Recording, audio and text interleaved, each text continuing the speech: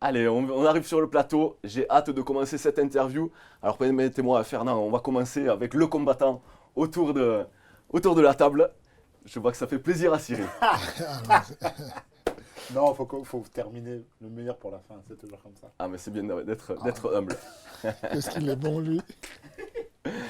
Allez, Cyril, on va commencer par une question simple. Moi, ma mère, elle disait toujours commence par des questions simples. Ça permet aux invités d'être bien à l'émission. C'est vrai. Alors, Cyril Gagne, est-ce que votre histoire se résume pas tout simplement en une histoire de quelqu'un qui est surdoué? Parce que vous avez commencé le sport de combat assez tard. Oui, j'ai commencé les sports de combat assez tard, notamment donc, du coup, par le Muay Thai, ça fait bientôt 5 ans. Ça fait bientôt 5 ans. Et c'est vrai qu'avant, non, je n'étais pas du tout dans les sports de combat, j'étais au basket. Et le sport encore avant, principalement, c'était le football. Et c'est vrai que j'ai toujours excellé dans mes sports. J'ai toujours eu cette aptitude d'apprendre très vite, d'apprendre très très vite. Et en l'occurrence, quand j'ai commencé le Muay Thai, on pensait, comme tous les sports que j'avais déjà pratiqués auparavant, ailleurs, etc. Également MMA, je ne sais pas trop ce que tu en as pensé, tu le diras après. Pour l'instant, c'est pour moi. Mais j'ai toujours eu ce petit truc qui fait que lorsque je vois quelque chose, j'arrive bien à le reproduire. Ce qui fait que j'apprends très très vite, oui, c'est vrai. Alors, en quelques mois, vous passez donc au Muay Thai de la catégorie C à la catégorie B. Vous êtes champion de France et vous passez à la catégorie et vous gagnez tout le monde. Ouais. Alors, expliquez-nous, c'est quoi vous avez l'œil du tigre, vous avez Je l'œil sais du pas, samouraï? non, je pense que c'est juste je pense que c'est inexplicable, c'est juste mon cerveau qui marche bien pour le sport, parce que pour d'autres choses, il marche moins bien, je vous le dis, vous inquiétez pas. Je suis pas excellent dans tout. Mais non, bon, ce qui est du sport, ce qui est ce qui est de la danse, tout ce qui est à propos de mon corps et de la gestuelle, j'y arrive bien. D'accord. Voilà. Alors, expliquez-nous, vous découvrez le Muay Thai et comment ça se passe en fait? Vous êtes acharné à l'entraînement, mentalement vous étiez prêt. Expliquez-nous un petit peu les sensations du débutant Cyril Gane. Bah, le débutant, il a eu du mal à se lancer parce qu'il y a eu une période où je faisais plus rien du tout. Je faisais plus de sport dû à mon BTS et le milieu professionnel où je travaillais, où je ne pouvais pas tout simplement. Donc je faisais plus rien. Et c'est un ami dans mon BTS, Dany, qui m'a dit, bah, viens, si tu fais rien, moi je fais du sport individuel, donc tu n'auras pas besoin de tes week-ends et tout, tu viens dans la semaine, etc. etc. Et c'est comme ça que je fais connaissance avec le Puto Skorptai, avec qui j'ai fait mes 3 années. Et je viens, mais vraiment pas du tout ponctuellement. Je viens une fois tous les 2 mois, 3 mois. Et au bout d'un moment, le coach, Xav, il en a marre, il me dit soit tu viens plus, soit tu viens pour de vrai. Parce que ça l'énervait de voir le potentiel, sachant que je venais de zéro et que j'arrivais à faire des choses pas mal. Et c'est comme ça que ça s'est lancé. Un coup de bâton sur les fesses. Et c'est comme ça qu'on a démarré. Appréhension, pas du tout. Je ne suis pas du genre stressé. Au bout de 5 mois, je crois, on a fait notre premier combat.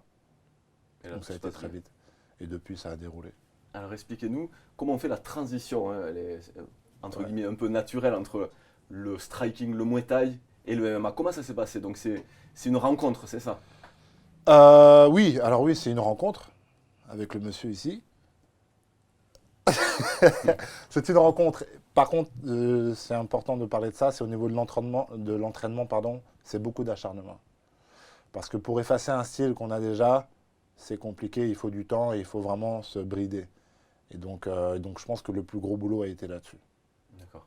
Je vais peut-être appuyer pause sur votre interview. Je vais me diriger 2 secondes vers Fernand pour vous poser cette question-là. Parce que comment on passe justement d'un athlète qui a l'habitude justement d'être un compétiteur hors pair en Muay Thai et de le transformer en combattant de MMA? Comment ça se passe? Est-ce qu'il y a des étapes? Est-ce qu'il y a des choses à faire en particulier? Comment ça se passe en fait? La première des choses, c'est la volonté. La volonté de l'athlète lui-même de vouloir suivre ce process. C'est un process un peu compliqué. Chaque sport nous donne des habiletés motrices. On a des habiletés qui sont faites pour le Muay Thai. En gros, l'idée, c'est plutôt d'être posé pour pouvoir parler de manière puissante. Et là, du coup, on arrive sur le MMA et on lui explique à l'athlète qu'il va falloir être un peu plus mobile parce que s'il est posé, il va s'exposer à des amenés au sol. Donc, du coup, il doit apprendre à bouger, à accepter de bouger. Et ça, du fait de l'héritage génétique aussi, de la facilité qu'il a avec son corps et de la volonté de pouvoir le faire, parce que c'est un gros sacrifice quand même. Et qu'on demande à quelqu'un qui était déjà confortable dans un domaine, qui gagnait déjà sa vie correctement dans un domaine, de laisser tomber, de ne plus gagner du tout sa vie pour commencer à zéro dans un domaine où il n'est même pas sûr de réussir. Il doit juste faire confiance aux paroles d'un vieux monsieur qui lui a dit, écoute, fais-moi confiance, tu vas t'en sortir à la fin. Donc oui, je pense qu'il y a beaucoup de volonté dans ce qu'il fait. Et puis il y a aussi le fait que génétiquement, il a de la chance d'avoir un bel ADN.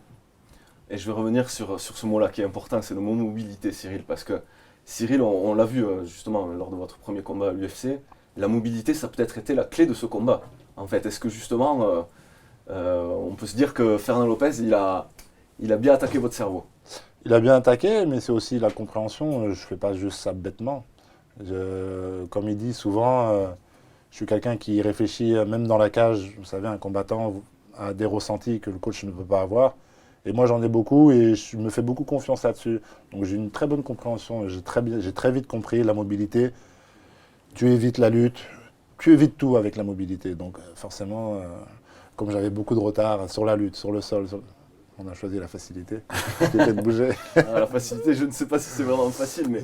Oui, non, mais en tout cas, pour moi, je vous ai dit, il avait juste fallu que je me bride un peu et que je comprenne et que mon corps accepte. Donc revenons justement à ces premiers moments en MMA. Quelle a été pour vous la plus grande difficulté justement en commençant le MMA? Est-ce que ça a été de se dire, ok, j'ai des réflexes, on oublie ces réflexes-là, on passe à autre chose? Où on apprend vraiment quelque chose de nouveau pour l'appliquer en combat? C'était quoi la grande difficulté à l'époque? À l'entraînement, hein? Oui.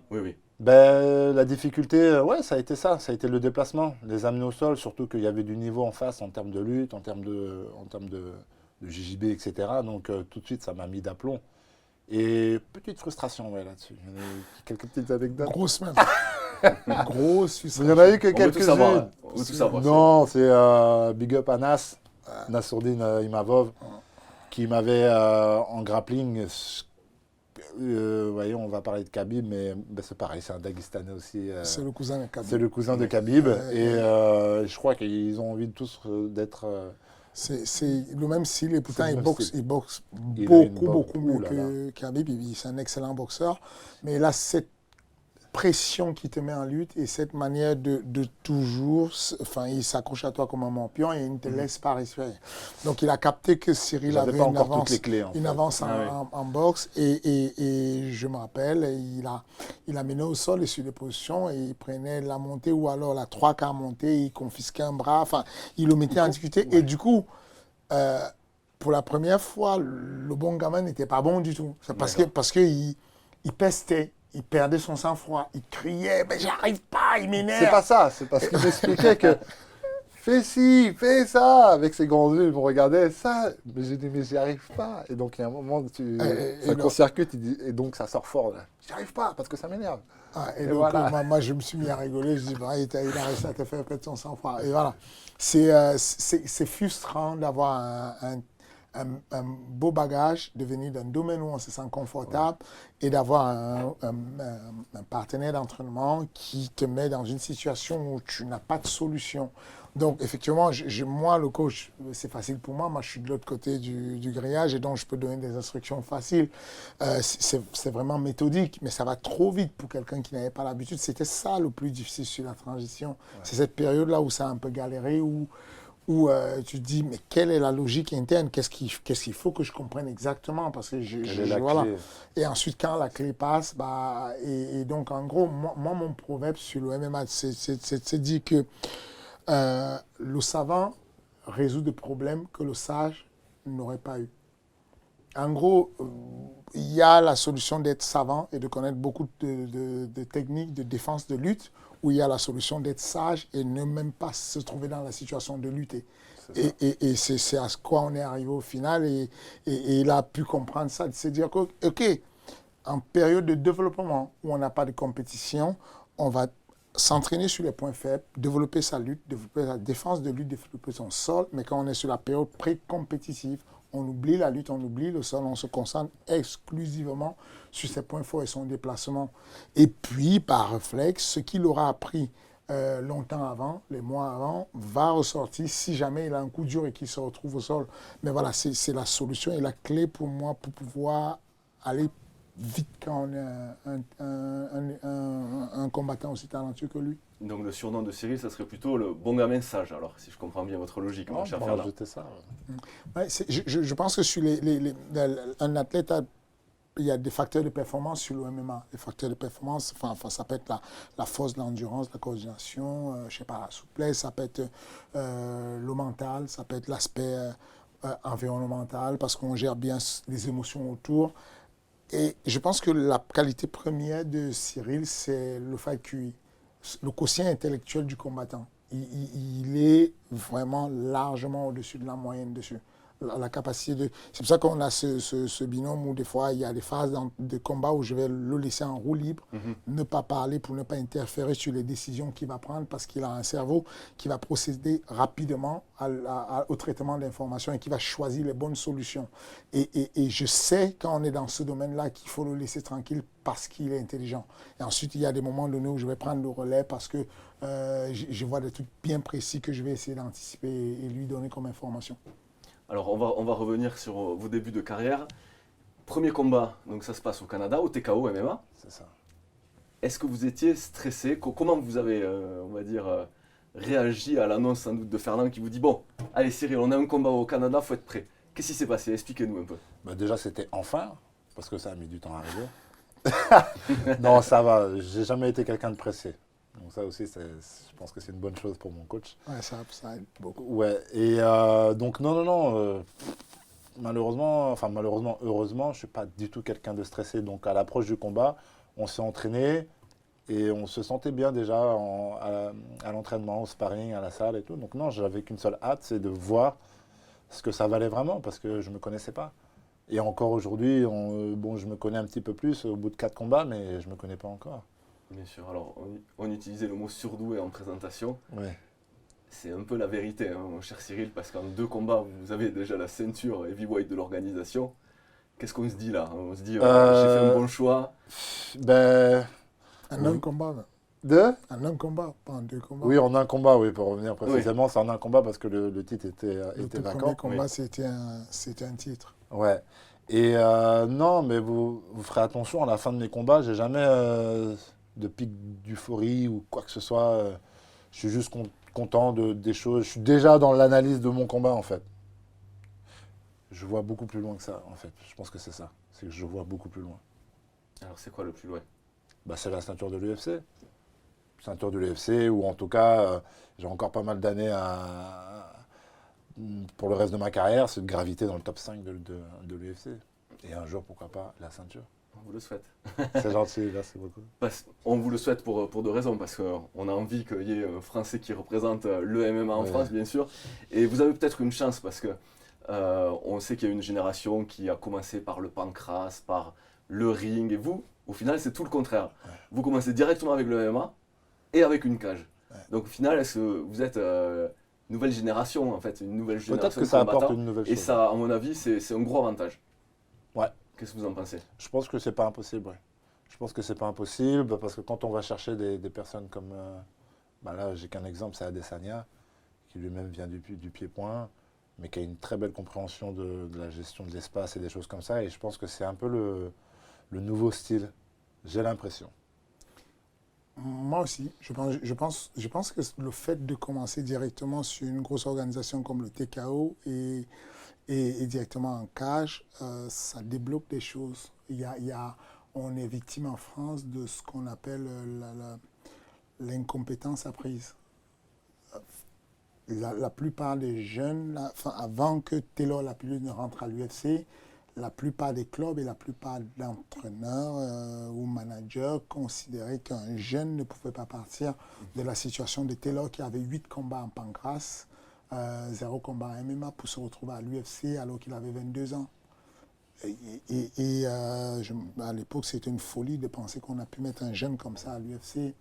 Mais c'est ça qui a débloqué tout le reste après. Après, on a eu plein de gars. On a eu Cyril Asker qui est passé. On a eu plein de jeunes gars, Thibaut Gouti, qui sont passés, Mehdi Bagdad, parce qu'on s'est rendu compte, mais non, c'est pas impossible.